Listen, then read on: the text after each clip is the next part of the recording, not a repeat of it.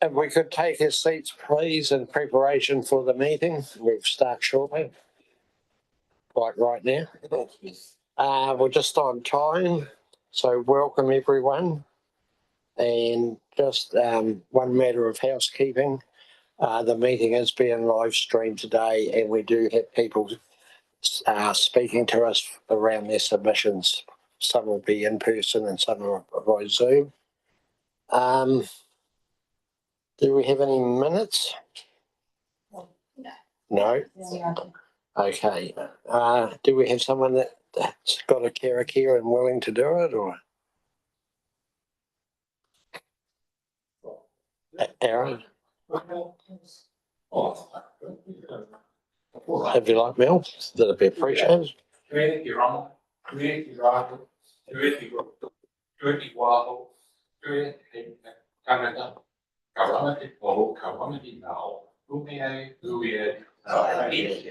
Thank you.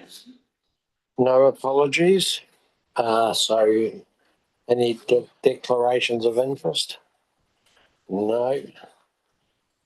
Confirmation of the order of minutes is that we will hear from the speakers in the public forum, and then we'll move to the activity management plan consultation submission feedback report. So our first speaker is Fraser May from Civil Contractors New Zealand, and his submission number is 33039 from Tasman.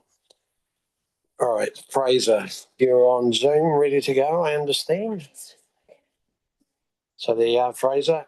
Through the chair. Welcome. You've got 10 minutes to speak to your submission, including times for questions. So just when you're ready, we're ready to hear from you. Through the chair, could I just ask a quick question of Fraser, please? Fraser, we have another guest called Luke joining. Is that with your submission? Absolutely. So Luke is our Nelson Marlborough branch chair. So really important. We've got the regional perspective there. So yeah, Luke's definitely cleared to speak. Yep, great. Thank you. We'll bring him in. And if you could introduce him with his first and second name, please. Yes, absolutely. Thank you. He's coming in, so just... Yeah, great. Well, I'll start the introduction now. Anyway, my name's Fraser May. I'm the Communications and Advocacy Manager at Civil Contractors New Zealand. So we're the national association for the contractors that kind of put water pipes under the ground, make the roads, that sort of thing. I've got with me Luke Donaldson, who is from the local company Donaldson Civil, and he's also our Nelson Marlborough branch chair. So yeah, we're happy to take some questions. I might just explain a little bit first about the submission and some of the issues for contractors, if that's okay. I understand our focus today is landfill. Yes, yeah, good as gold, yes.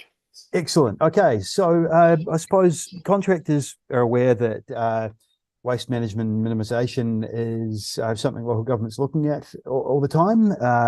We have been impacted by some of the changes in the reduced ability to take clean filter sites recently in several regions. Wellington was one of the first where that's become a major issue, and I think there are perhaps one or two sites in the Greater Wellington region now. So contractors are having to cart fill a long distance, and that's coming at cost to the clients, reduced ability to contractors to deliver on the work program, increasing cost for the infrastructure work program, and getting a whole lot of different issues. Contractors are keen to work on reuse of soil, but what we're finding at the moment is that without sites that are set aside for disposal, a lot of that is going to landfill, and that's a concern for contractors. So some of the issues we see around disposal, I mean, say if there's a slip or if there's a roading project that's got to happen, some material can be reused on site. Sometimes that doesn't meet the engineering specifications. And so if it's a transport project, for example, so inevitably that's got to go somewhere. Those are just some of the impacts. I think, probably take our submission as read a little bit. I could talk to a little bit more. There are specific sort of regional settings around when I think with the contamination settings as well. So if soil is routed as contaminated, then it won't be able to be reused in the same sort of way. So, there's some discussion around that sort of things as well. But I think, really Luke and I, Luke may have a few more things to add from the regional perspective. But we're here to answer any questions you may have for us, and really happy to engage with council on this. Thank you. Luke, do you wish to add anything? Yeah, I guess just on behalf of the local contractors, we have been actively working with TDC on this from sort of mid to late last year.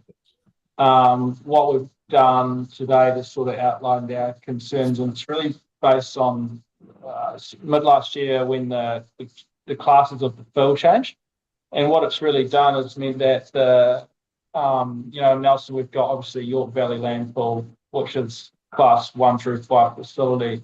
There's some class 5 facilities around which are essentially clean fill, but the criteria that especially Tasman District Council is putting on the contractors at the moment to around these classes of fill, there's actually it's meant that a lot of fill that we're excavating out of some of our projects, although they're perfectly fit for reuse and perfectly fine to go to a class 5 landfill, which is maybe up to $30 a tonne to dump. It's meant that a lot of that fill's now going to York Valley at about $220 a tonne. So it's meant just massive dumping costs. And I've also heard some stories from around the town that jobs just aren't going ahead now because it's getting too expensive to dump in the region. So I guess we talk about things from a health and safety perspective. There's no real risk to human life for any of these types of material. In our opinion, there's very minimal environmental impact as well, because these are all essentially clean fills that have been put there, and we're just digging them up and we're just having to take them to a different spot. So it's sort of like, well, why the change? And if a lot of the stuff can actually just be classed as clean fill and go to a cheaper dump site, we can create more opportunities in the region, keep the costs down for both councils, and also not fill up York Valley Landfill as quickly. So that's our perspective. So we're just trying to work with the councils to be heard and find a solution really that can be sustainable going forward. Thank you, Luke. Fraser, do you have anything else you want to add before we go to questions? No, that's fine. I mean, similar challenges in some other regions. So we have hosted sort of a council contractor working group with some of the Wellington councillors, and it's been really positive. We'll be able to work together on a few solutions. I know that there are some building recycling initiatives that Nelson City Council is standing up, which sounds really good. But I guess soil disposal is a little bit different from some other building waste. So yeah, I guess that's probably us. And if we could take any questions, that would be probably really productive. Thanks. Thank you. Start with one for myself and maybe a little more for you, Luke, but feel free to chip it if you like, Fraser. Just around the cost of disposing of contaminated soil, Luke, is there any opportunity being investigated to have a private site for that contaminated soil, or is that not worth contractors doing individually or collectively? The problem is the consenting process is pretty onerous. I know of a landfill that's trying to get a consent at the moment, even just to get a class 5. This dump site was shut down in June last year, and they still don't have a consent. So to get a class 1 facility off the ground, I don't think it's been investigated. Class 3 and 4 potentially. From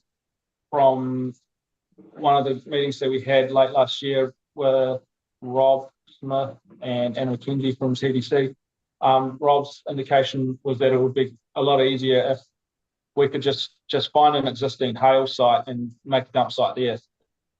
It's kind of like, right. That sounds easy. Yeah. I think it might be a unicorn. Yeah. I think. Fraser, do you want to add anything to that? No, that's I think Luke's onto it there. Right, excellent. Any other questions from councillors or staff? Councillor Stallard. Thanks through the chair. Thanks, guys, for your presentation. I wonder if you could just give us a bit of an oversight you've identified the problem, which obviously needs to be solved. In terms of what's happening today, is the soil material being stockpiled? Is it going to the York Valley? You know, how is it unfolding day to day at the moment?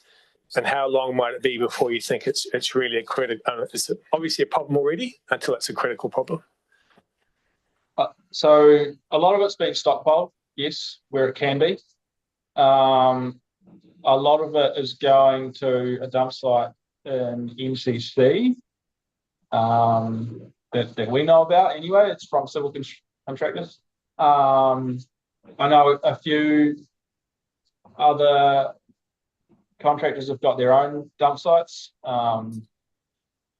but a lot more is going to York Valley.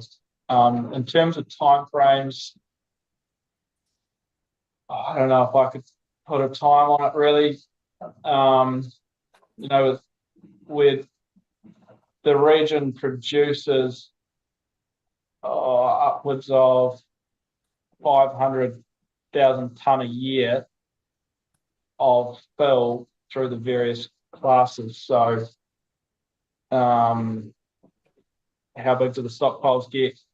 How expensive does it become to shift them? It's not something I can really quantify right now. But it's just the general rule of thumb to be as the sooner the better we can find a solution. Really. And just as a follow-up, thanks for your answer. You mentioned a NCC dump site. That's not York Valley? Yeah, York Valley. Oh, sorry, no, the NCC dump site is at Cable Bay. And it's not owned by NCC, but it's just an NCC sort of jurisdiction, I suppose. Okay. Thank you. Is that time, is it? 2 more minutes. 2 more minutes, thank you. Any further questions? Councillor Courtney. Yes, thank you, Mr. Chair. Thanks, Fraser and Luke, for presenting. And so what can we do? What do you want? What's the main thrust that you want us to consider primarily? Assess the costs, reclassify the types of waste that will it reclassify it away from waste to something other classification? What is the main objective? What do you want out of this? Fraser? Yeah, so I think there are 3 things here. One is around the classification around contamination. So I think, if we look at that from a risk-based, and where that might be able to be reused. Look, there are some other opportunities around there. If we're looking at sort of hydrocarbon levels, for example, I mean, I've heard that, it may be possible to but it's just like how much does the testing cost, how much does methodology cost, and how that's dealt with. I mean, long term, I think there are some opportunities around, say, a soil washing facility, that sort of thing. But I mean, again, that's quite long term, and it also, what capacity does that have? So I think, we just need to be able to have these discussions with the council around kind of what the impacts are, quantify, how much it's going to cost for the region's infrastructure projects, and how much, how much of the risk contractors are taking on this. Because I think, there's an expectation there that contractors are going to deal with it, but like they don't have it within their control necessarily. Like, I mean, the appetite for spending, a few years and a few million dollars trying to get a consent application and then failing on that consent application is potentially low. So I think, partnering with council to identify where appropriate fill sites are, and help them stand up as a priority would be appreciated. And then also some engagement around what the risks are for different classifications of fill, and where that's appropriate, how that can be dealt with together. I think that's kind of what we're aiming for from my perspective. Luke, how does it sound to you? Any further thoughts from a regional perspective? Yeah, no, that's about right. Really, in the very short term, it would be just looking at those background levels and giving us a better understanding of why they've changed, and is there any chance of changing them back or lowering things a little bit to give us a bit more, I guess, grace and the different levels. And I don't think the classifications can really change too much, but yeah, it's really helping us find solutions, and just having an open dialogue. Thank you. That brings us to the conclusion of our time. So thank you for taking the time to zoom in and present and answer our questions. We do appreciate that. So thanks, Fraser, and thanks, Luke. Thank you very much, Sam. Yeah, Thank thank you. you. So we'll move on to our next speaker, who is Kevin Frury. Kevin, if you'd like to come to the table, you will have 10 minutes. Bill will go at 8 minutes. But we have had your submission, so we'll ask you to speak to that. Just keep within the parameters of your submission as best you can, please. Right.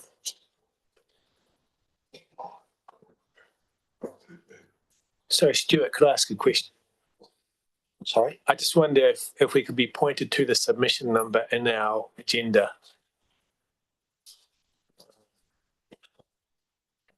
Submission. I don't actually, the submissions we have in the agenda don't have a name associated with them. So Is someone able to help us there?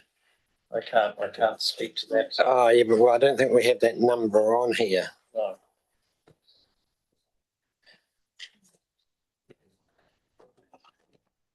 Through the chair, I think this submission was specifically targeting the proposed fees and charges for the NTR-LBU increase. Perhaps we could ask the submitter to. Was it to Nelson or Tasman? So it was a TDC submission, but because it related to the NTR-LBU fee increase, it seemed appropriate that the submitter speak to the board. Thank you. Kevin, we'll get you underway anyway, and hopefully the administrative ladies will be able to let us know which tags it relate, because we only have a number from 1 to 32. So when you're ready, welcome. Well, good afternoon, Stuart, and it's been a long time since I've been in this chamber. I go back to the days when Councillor Nita Knight was in there. There's quite a different layout, and Paul Matheson was in the chair, and I was involved with the rekindling of the worm compost subsidy, which Councillor Stuart Bryant was a part of, and as did Tim King. So a lot of people took that on. We took it down to Greymouth, we took it to Blenheim, and Tasman, of course, not forget our partners there. So I was surprised to get an opportunity to speak, and I thought, well, yes, I'd like to talk to a couple of things. I've actually done my submission in relation to the salt industry and part of what Tasman's doing. But one thing that was of interest is that, you know, if we are going to increase costs in relation to council services, it's a no-brainer that that's going to happen. The question is, are we on an incentivisation basis to make that more equitable for the ratepayer? And what prompted me to do the Tasman Council submission was I saw in next year, the year following, that the rate of increase was like 9% through to about 15 or about 6%, and then it tailored off after that. So my submission was to actually spread that out better. In relation to Nelson City Council, and that's why I'm trying to get the link, I was fascinated one day. I popped into the town and I saw the compost courier out there. And I spoke to the lady at the compost courier, and interestingly enough, she was working for the Waimea Community Gardens, I think it is. And I asked her what was the cost of that service. And I was quite interested to realise it was nearly $20 a pickup. And that's for the businesses. So the question is, yes, we need to freeze the cost to the ratepayer because we seem to be continually putting money into the big bottomless pit. But on the other side, can't councils go to the point of incentivising the waste area industry? So with the compost subsidy scheme, going back to that in 1998, it became very popular because it went through to the things like the Bakashi units, and I was probably doing 20 or 30 of these a month, just by way of the compost subsidy being paid by the council. So there must have been a raison d'etre for that to keep going, and I know it's still around, as it is the case for e-waste.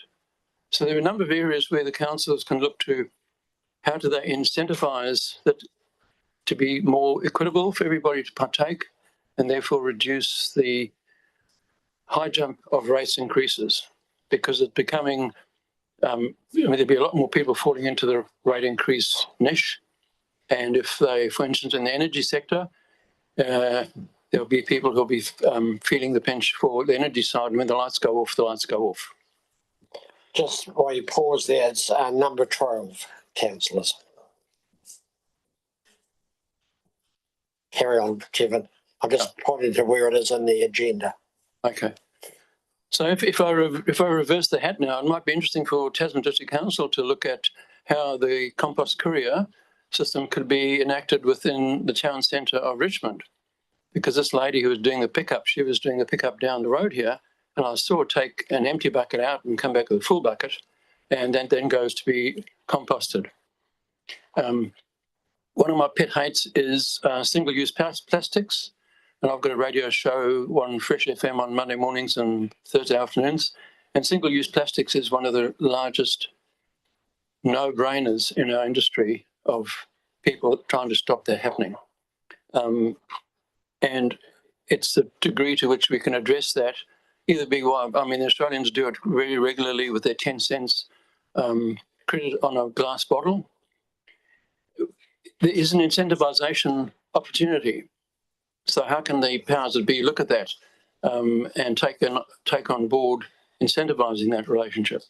I just happen to have that because it's sunny, but I went to the SailGP event, and it was fascinating to see how much people were wanting to be part of an event that was looking after the planet. I'll admit this in this council chamber. I paid $70 for this little puppy, but I knew that $25 of it was going to fund the oceans and keeping the SailGP operation as low footprint in recycling as possible. So I'm almost done. But the point is, there are ways in which this can be done, and the compost courier is a congratulations to the council to what degree that's being funded from here, but it can be expanded out into other areas. Then people can seeing is believing, and that composting facility where 1/3 of our food waste is going into landfill. So we need to address this more often. I did it in 1998, and I'm getting on now. So maybe the young ones that are coming up can take that on board. Thank you. Thank you, Kevin. I take it you'd be happy to answer questions of any. Sure. Councillor Courtney. Thank you. Yes, Chair Stewart. Thank you very much, Kevin, for coming in. And the topic you've raised is a very, very important one to both councils. So this is the right place to raise your concerns. You say about incentivising, and that's sort of struck a chord with me. And you've mentioned the increased costs and so forth in composting, the courier picking up of compost, pickup service. Have you got other suggestions in the way that we could incentivise any? Yes, possibly there's a coffee cup operation which has done 295 million coffee cups going to the landfill in New Zealand every year, and it's a single-use operation which is just a total waste of time, effort, and energy. There's a website called Again and Again, and it's a metal cup. So maybe the councils could start this off in their individual operations and their branches, where you pay for instance, if you wanted one of those, you'd pay $4 and you buy your first cup of coffee. If you return it to the location you started from or another participating event, you get your $4 back. So what it is, it's just a buy-in to get the repetitive nature of the process going. So that is purely a steel cup operation. And councils can take the lead in this sense. It probably is cost neutral. It's not going to cost the council per se, but it's the leading by example that in each of the offices and service centres or the like, councils can be seen to be doing the right thing. And then people who can take that lead can then take it on from there. Very good. Well, thank you. Thank you. Any further questions? Councillor Stallard. Thanks, Chair Stewart. And thanks, Kevin, for coming in, spending your time with us this afternoon. Yeah, you mentioned, following on from Councillor Courtney's comment, a lot of important topics around waste diversion and plastics and product stewardship and so on. So I hope we do hear from you again soon, because the two councils are currently starting work on rewriting a joint waste management and minimisation plan. It's done every 6 years, and it certainly covers those topics that you mentioned. So if you keep an eye out for that, we will be consulting on that plan at some stage, and hopefully we'll hear your views at that time. Okay. Okay. Thank you. Any further questions or clarification from staff? Appears not. Thanks very much, Kevin. Thanks for coming in. Wonderful to see you. You're aging well. Us young ones will keep going, eh? Yes, exactly. Cheers. Cheers. Thank you. And then Bruno, if you'd like to come to the table. So, councillors, this is submission 29 on our list. Well, thank you for having me. Yeah, just when you're ready, the bell will go at 8 minutes, and then a final warning bell, and then a final bell at 10. So allow some time for questions if you can. Thank you so much. So our submission was relatively brief, and it only really covered 2 points. And I'll stick to the waste waste minimisation part of our submission. In our submission, it was very broad, but we acknowledge the waste minimisation put out by central government and the requirements and expectations on local governments. But we also point out that waste soil, there's been a significant change in what is considered clean fill. What is now considered waste can actually be reused. But there are certain things outside the mandate of this group to be able to reuse that material. So it has just created a much larger waste stream than there was before. The issue that we have is that there is no receptacles for that waste apart from the York landfill. It has been a significant increase in cost and volumes, which are getting to the point where it is getting,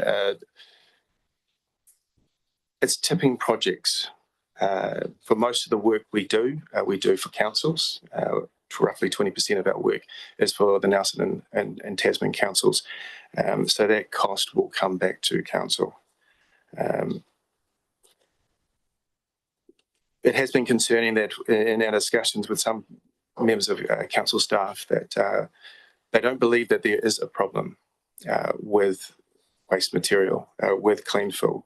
I just caught the end of the CCNZ's submission, and being a member of CCNZ, we hear from the industry what's going on, and there is a great concern out there about the viability of projects, the potential to continue development in this region when the costs are going through the roof and projects are becoming non-profitable.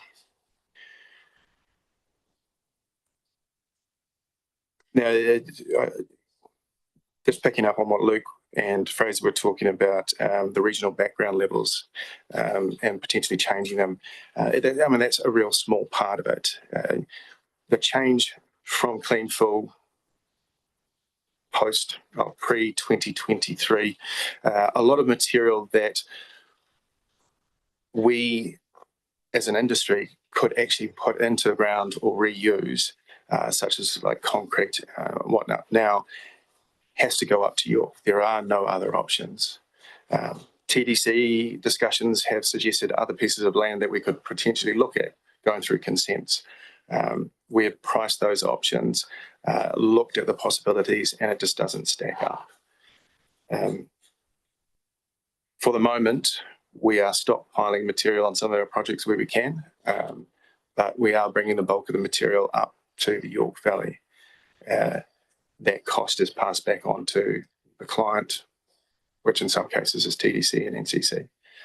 And those clients are raising concern about their projects and their forward works.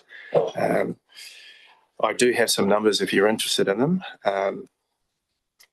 So just looking at an annual historical rate of waste, Fulton Hogan roughly generates about 167, 168,000 cubic meters of waste.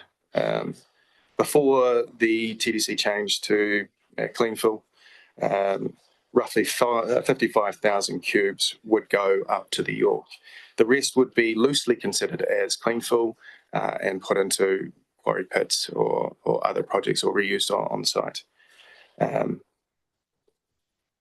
Now we're looking at an annual volume of roughly about 168,000 cubes, which covers class 1 to 4 material. And that's just an average. It might be slightly inflated because of the storm events we've had, but that's a good general figure. When we're looking at our projects now, what was quoted as $20 a tonne for tipping fees for waste material, that is going up to 290 to over 300. And that's for projects as far afield as Murchison and Golden Bay, because there are no receptacles that are classified as class 3 or 4. So the only option is York Valley. So I've checked to make sure I can share these numbers with you. So we're just doing a tender round now, and one of the projects, which I won't name, we've had to tag out roughly about $153,000 to cover waste, which is roughly a 24% increase on what we were working to. If we're looking at cartage and on top of that, we are looking at a potential increase of about 40% on some of our projects. I also took the liberty of looking at some of our projects that we've done for both Nelson and Tasman.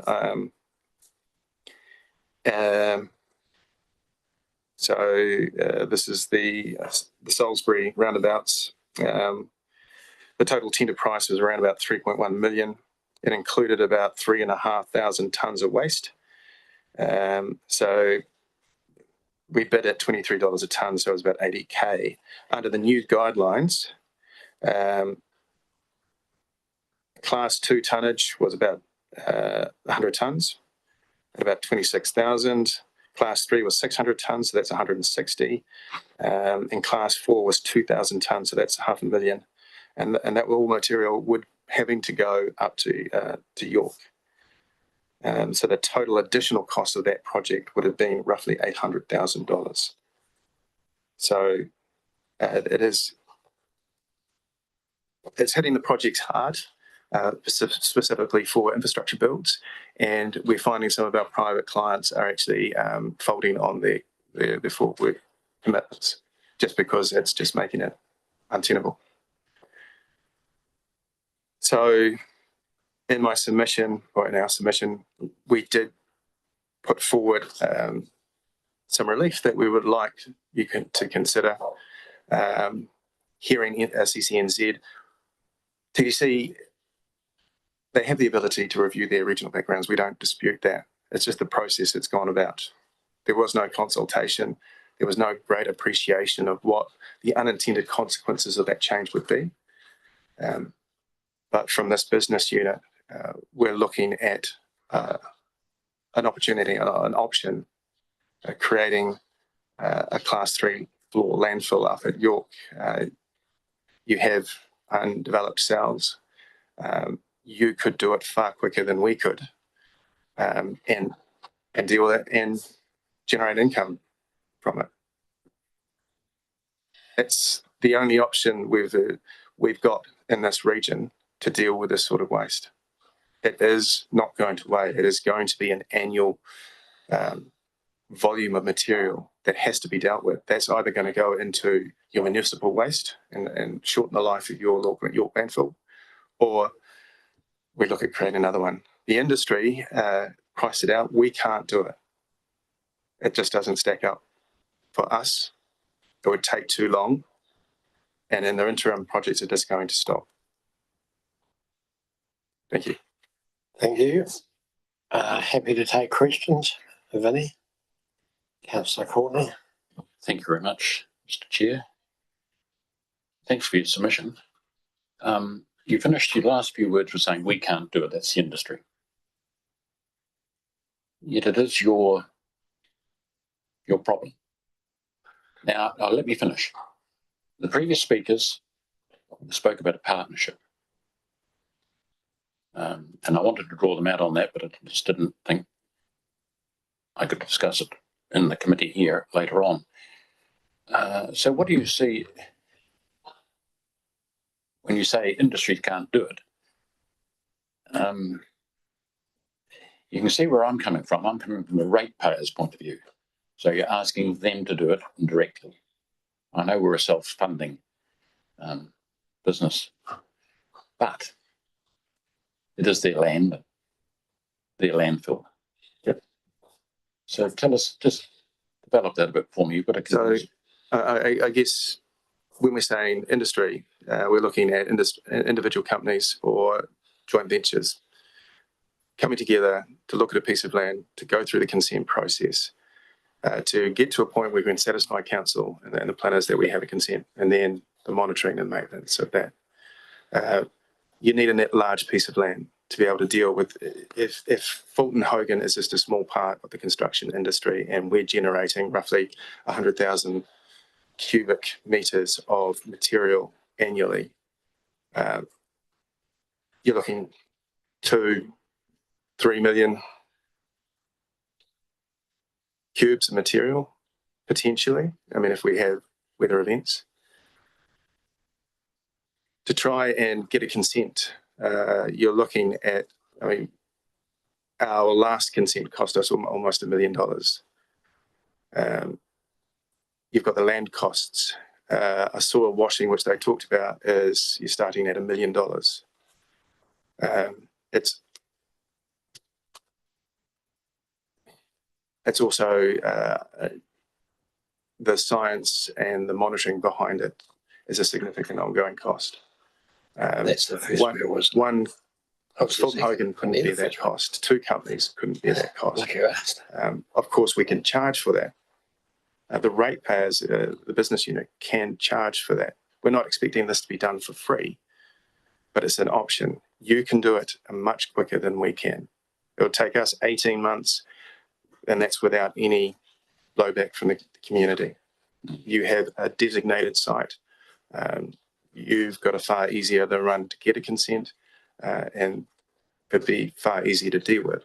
But if you're going to push that back onto the industry, it would take time, it would take a lot of money, and that cost is still going to be borne by the ratepayer at the end of the day.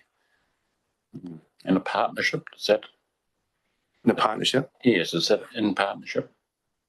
You're talking industry and council? Yes. Industry and council, yeah. Private-public partnership type arrangement, I think, Councillor Courtney. I mean, that's something I hadn't considered talking to my executives about, but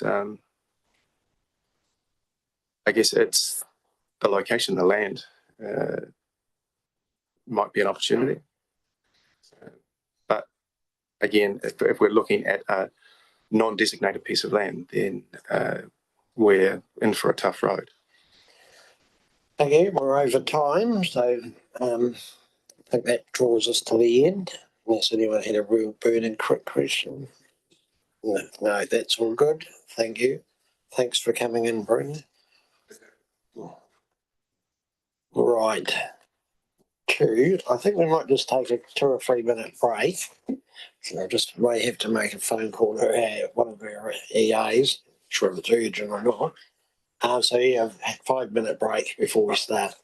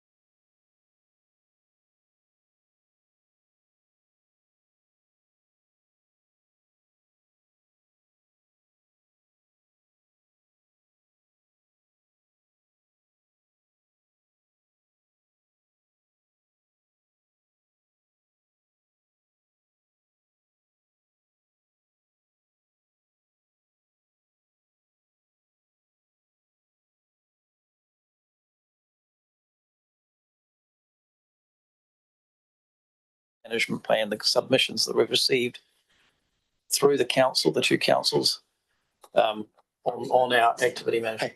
Hang on. What's that? Yes, we are. Sorry. Yeah, probably didn't make that clear. David just started. Yeah, no, we're back. So resuming the meeting. My apologies. What's that? I was going to ask you. No, I got a glass of water, thanks. Thank you. Right. Through the chair, this report that we're discussing today is, us, deliberating on the feedback from consultation on the LTP through the Nelson City Council and Tasman District Council's LTP consultation process. So essentially, the regional landfill business unit has developed an activity management plan. It's then moderated that activity management plan with the officers of the NCC and TDC to get an activity management plan. It's brought it to the joint committee who have approved it for consultation. That activity management plan has then been included in the consultation for the two councils' long-term plan. And then the submissions that are being received from the long-term plan are now being assessed against whether or not we should make any change to our activity management plan in relation to those. There were a bunch of submissions received from TDC. They were essentially anything that related to landfill or to waste in a broader context that could be applied to landfill. It's quite a broad way of analysing the submissions, whereas in Nelson City Council was much more specific and only essentially allowed for consultation, essentially submissions that directly related to landfill. So there's hence the difference in the number of submissions between the two councils. The generics outcomes were there were a few submissions that supported the increase in fees. There were a larger number that did not or that disagreed with the increase in landfill fees, and some of those, 5 of those 16, wanted the fees to be held in line with inflation. There were 3 submitters, 2 of which we've heard, who wanted to investigate and support a solution for the disposal of contaminated soil within the region. There were 6 submitted who were concerned about the fact that the increase in fee might increase fly tipping within the region. And there are some other submitters who wanted to look at waste minimisations type activities, product stewardship, of those sorts of aspects. In terms of how these submissions related to what the Nelson Tasman Regional Landfill Business Unit had considered when it prepared the activity management plan, only one submission really was different to that, which was the contaminated soil one. Now, the scope of that, size of that issue had changed between when we prepared the activity management plan and when then the activity management plan had gone to consultation. So I have considered those submissions, and I believe that we don't need to change the activity management plan because we had allowed money for the Eves Valley Class 3 and Class 4 facility. There is funding within the plan. We don't know what we've sort of stopped the work in its current form, awaiting clearer information about what we should do on Class 4 and or Class 3 material. But we can essentially accommodate the money associated, all those activities with the monetary funding that we have available to us. We will have to carry some of that funding over from this year into the next year.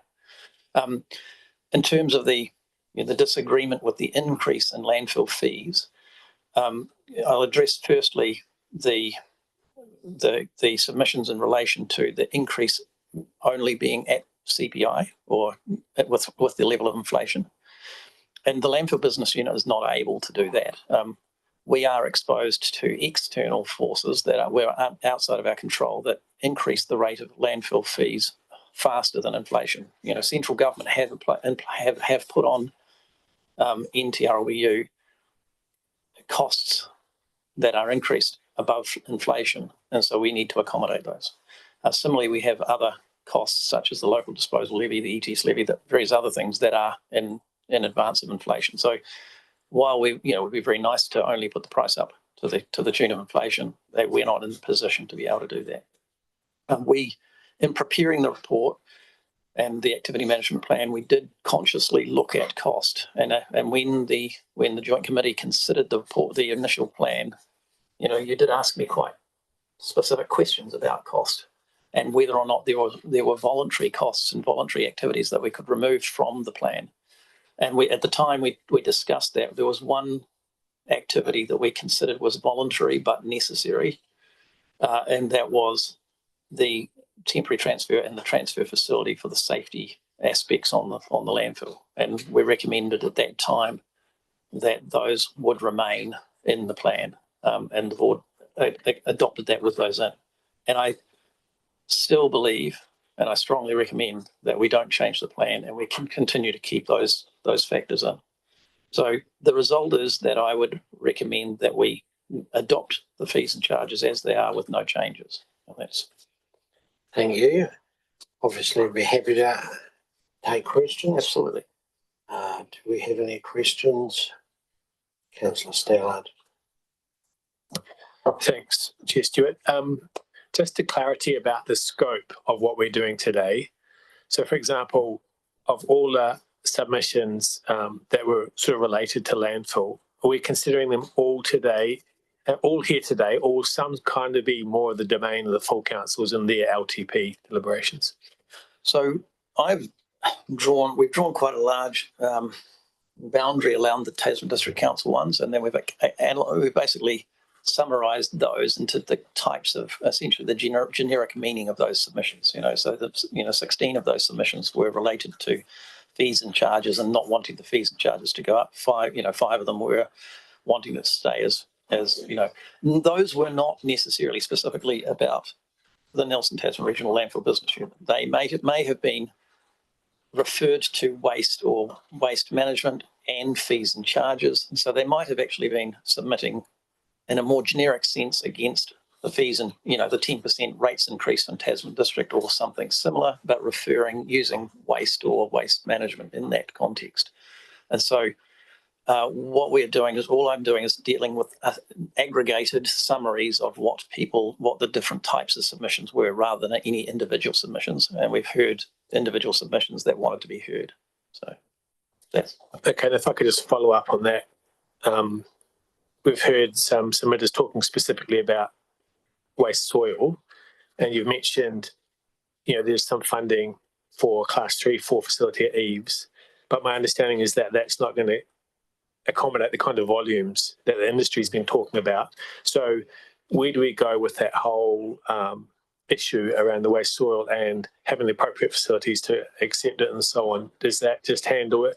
We just handle that as an ongoing issue and make changes as we go? Yeah, so my assumption, my expectation is that we will come up with some other options. Or we won't, and someone will decide that it's not our problem. Which point we won't. I believe that it's inherent in us to protect the landfill against risk, so that we would consider that as our problem. But the board, that is a choice that the board that chooses to make.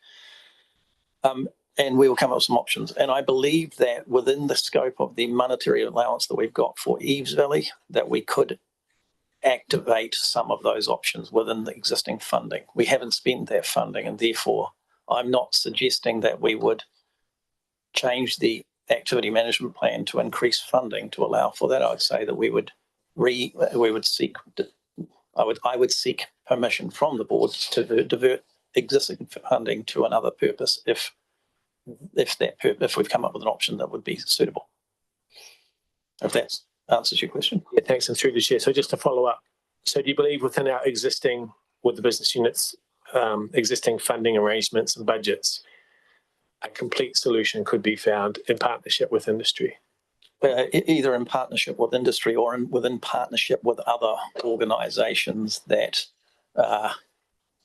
we have relationship with. I mean, one of the options that is now starting to be developed is whether or not there is an agreement that we could do with the Nelson Regional Sewerage Business Unit to form a facility. So there are options that we are considering. We haven't got any clarity around those yet, and we still need to develop those options.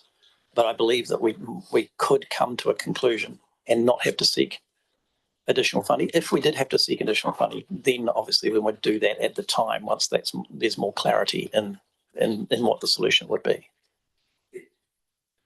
Councillor Courtney. Thanks, Stuart.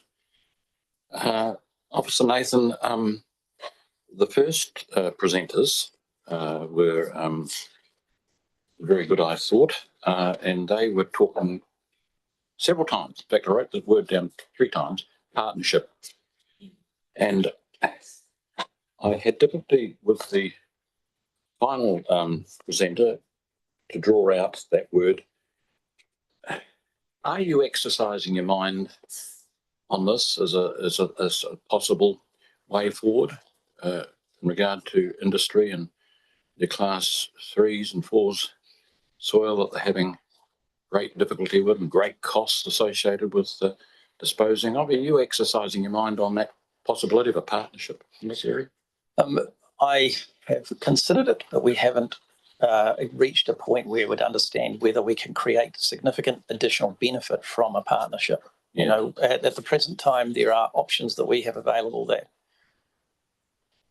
give rise to a sound, responsible disposal at an affordable rate for the community. And partnership in this context, I think sometimes leads to an increase in cost, because as an organisation, the regional landfill business unit does not need to make a profit. Whereas all industries, when they do these activities, will need to make a profit. That they wouldn't do it otherwise. So I think that I'm open to partnership. I'm definitely, if we thought that we were capital constrained and needed somebody else to support it, then we should consider that. At the present time, I'm not looking at that in depth. I think that there are options that we can do that would result in the best net outcome for our community. Yeah. Thank you for that. Mr. Chair, just another one, if you mind. No, it's fine, Councillor Courtney. You were talking there about central government imposing costs on us. And then you said, well, no, there was one avenue, room to move. And it was to do with the transfer facility. Yeah, safety and that type of thing, safety aspects. Could you just sort of explain that again to me? Is there an avenue there that we can? So at the landfill, as you're aware, we've had a number of significant incidences over the last few years with heavy machinery accidents, and those heavy machinery accidents, it's one of our critical risks on the site is the heavy machinery moving within close proximity to other heavy machinery or within proximity to people. One of the things that we have chosen to do as part of our new processes is to essentially to run a separate location on the landfill to when public and or commercial trucks come into the landfill, they discharge the material at that location and then they go away. And we take the waste from that location to the head of the landfill. And what we're talking about here is the voluntary aspect is that we've chosen to do that for safety reasons and for good management reasons. That does cost us more. There is a cost implication to that. But we believe, and I strongly recommend that we do that because it results in significant safety improvements. It also results in environmental improvements in terms of mud and other, transport of mud and other things around the site. And it brings us to what is best practice for managing a landfill in today's era. So yes, it is voluntary. We could do it another way. That's not necessary as well as we could do it. And I strongly recommend that we should continue with the process that we've previously adopted. Is there rooms for efficiencies in that procedure? Yeah, well, we've already obviously trying to optimize that efficiency as we go forward. So, we're always looking at ways that will be more expensive. The reason it'll be more expensive is because you have an extra movement, and we have to essentially have an extra movement within our workflow. But that movement is necessary to preclude the interaction between all the big vehicles together. So, thank you. Councillor Walker. Yeah, thank you, through you, Chair. Further to that conversation that we've just had, there is a huge cost if we don't mitigate some of those risk factors. So there is a cost to rehandle material, but I personally see there's a bigger cost if we were to stick at what we were doing, where we were having incidents. Because, you know, there's a huge price that you place on somebody's life when they're on our site. So I get that there's a cost. I get that there is more cost now than there was, but I also get that we're paying the cost of protecting our community. So my question is, with the process of double handling, is that cost capped, or is that going to grow? Through the chair, the new contract that we have with our operations, the new operations and maintenance contractor that starts on the 1st of July is a cost reimbursable contract.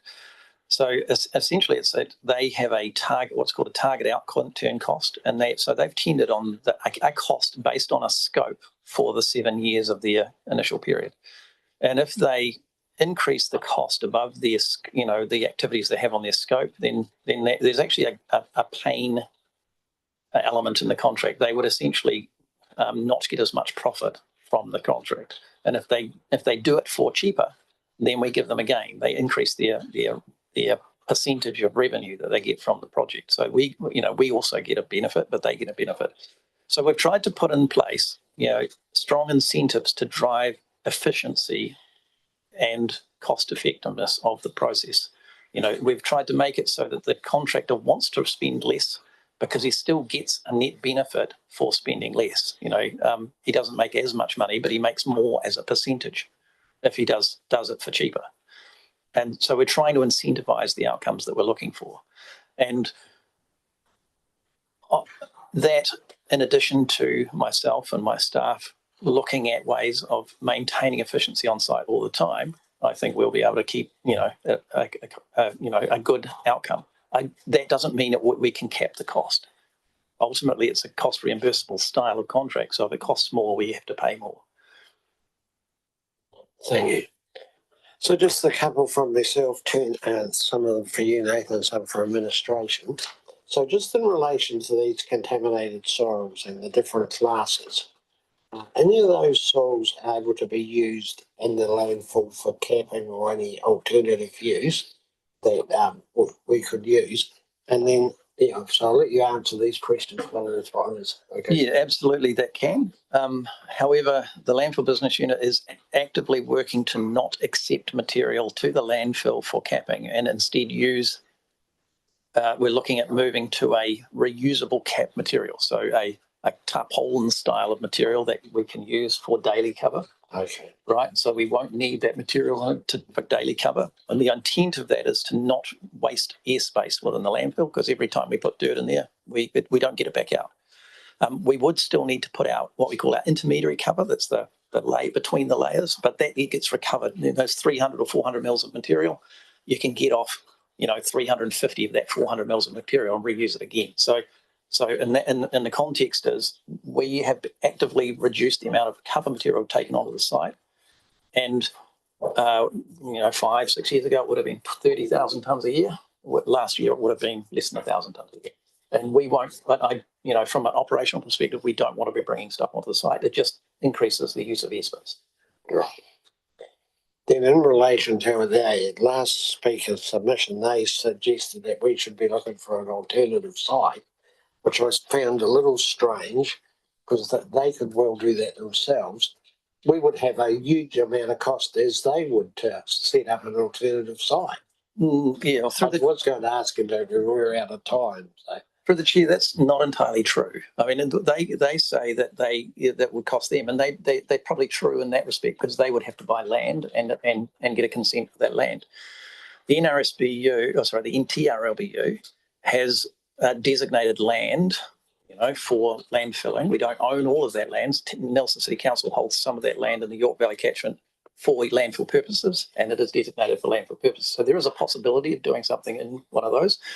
That option would be essentially a class 4 landfill. Now I raised that an opportunity for that, and the Tasman District Council officers were not comfortable with that as an answer, because that basically meant that we'd be putting a lot of good soil in a hole and I'm not using that soil.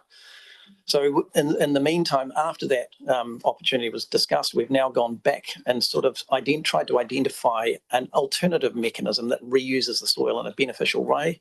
And one of the options that we have is working with the regional sewage business unit and seeing whether or not we can develop something that beneficially, they own a farm with 60 hectares, which might be able to be used for that disposal. And which has previously been excavated for gravel extraction. Yeah, there's a bunch of stuff in and around that. The details are not fleshed out, and there's a lot more work to be done. So, but there is an opportunity for NTRLBU to look at this to create a solution, and that will be the subject of another report in a workshop next in the 17th of May.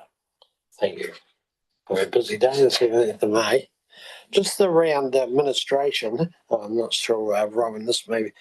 Is it possible for us to get, because we only had that very brief summary in our agenda, which was a little awkward, are we able to get the full submissions?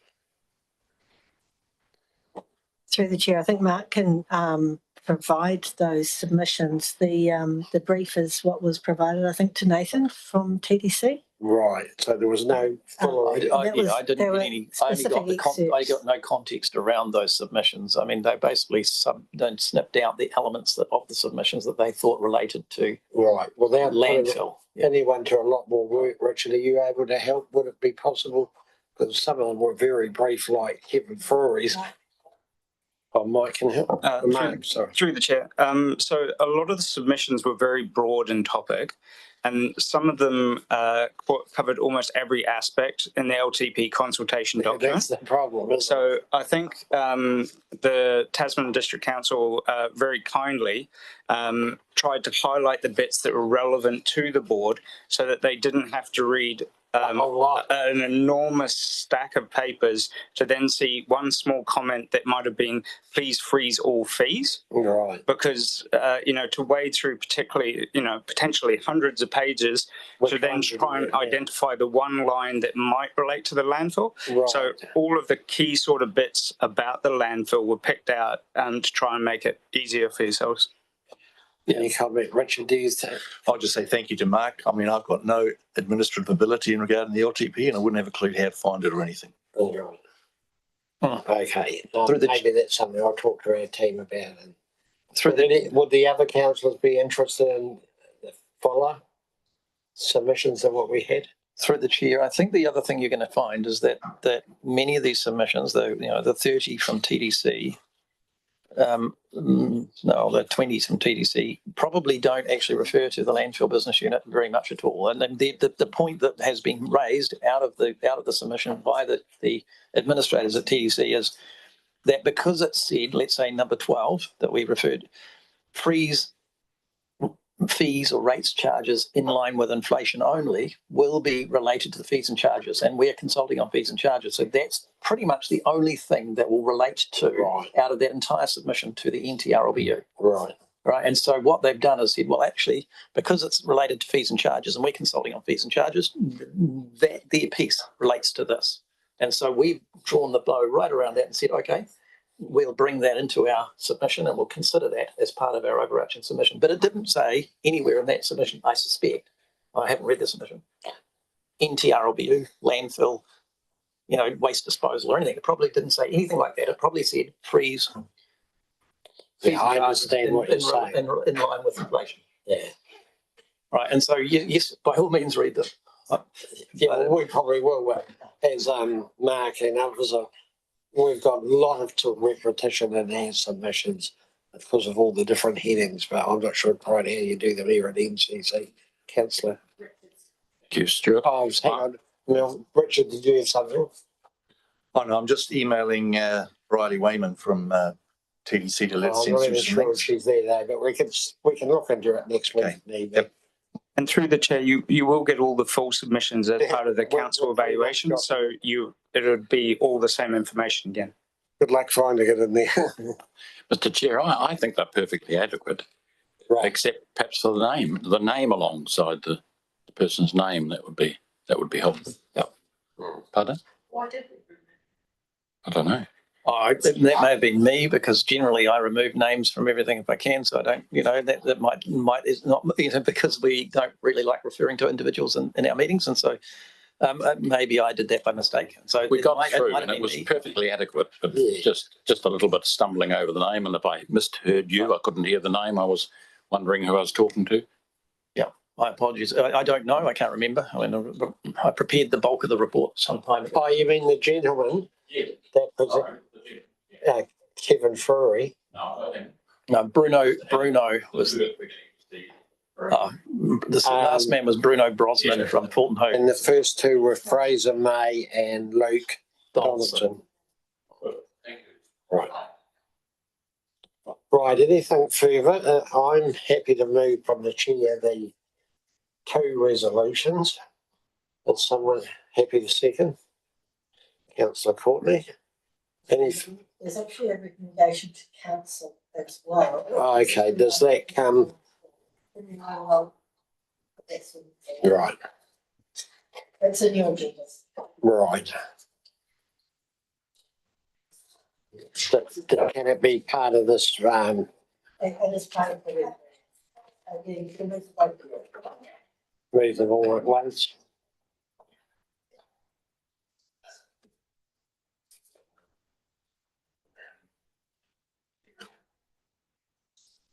Why isn't that?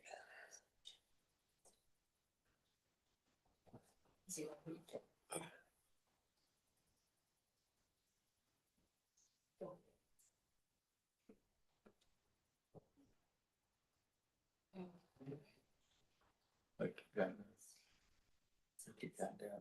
The notes that basically telling them that this is what we've done.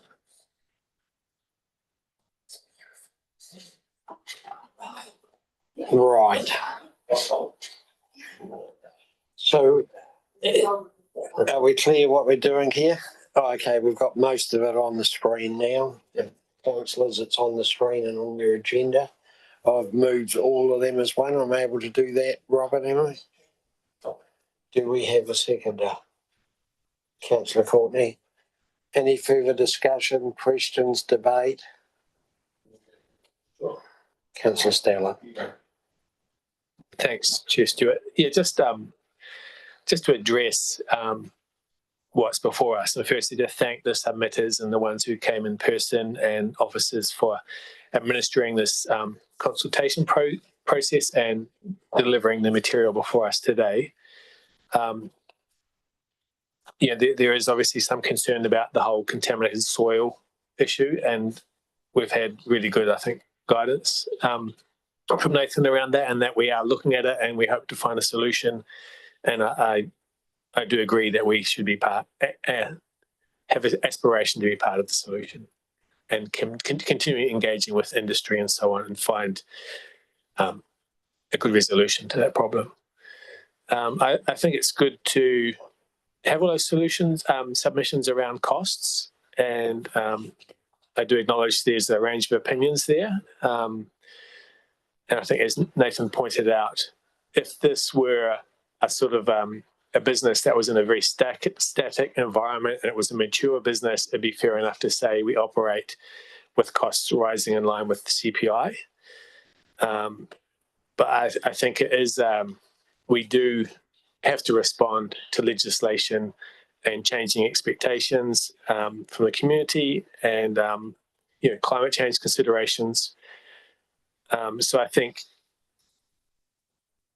it's a large cost increase, but it's justified. I think if we're going to move to best practice and if we're going to take responsibility for potential problems that might arise from an operation like this, especially environmental problems, and if we do seek to internalise costs that previously were externalised to the cost of the environment, that do inevitably come back to us eventually anyway. And one obvious example of that is greenhouse gas emissions. Then we do need to actually spend more capital and develop solutions to those problems, and that's what we are doing. And I'm very happy with the way that we're going about that. So yes, the cost increase is above CPI, but I think where we want to end up is the best practice landfill that doesn't lump problems onto the environment and for subsequent generations to deal with. And I think we're heading in that direction. Thank you, Councillor Portney. Thank you, Mr. Chair. I'm grateful to the Smithers coming in. I think it was helpful for us, and I hope beneficial for them too, because they gave of their time, and that's what we appreciate. We like the community to be involved in these matters. So I thank the submitters along with Councillor Aaron, and they were clear, their submissions, and they were helpful, concise. That's what I liked also. And I do want the contractors to know that we appreciate very much indeed and understand fully the challenges they are grappling with. We feel their pain. We will take notice of that. And from our side, we'll do all we can within limitations to assist them. Regards to cost, all submitters need to know that, and you made the point earlier, Officer Nathan, that we've got very little room to move because central government, in actual fact, imposes charges on us and we have to pass them on. And as you said to me earlier when I was questioning you, that there was only perhaps one area that we were free to perhaps reduce our expenditure or limit it, and that was in the area of safety. And you weren't prepared to compromise on that, and I support you in that view. So no, I think it's very worthwhile, and we appreciate all that was put before us because it helps us understand better exactly how they feel. It sharpens our thinking, and that can only be good.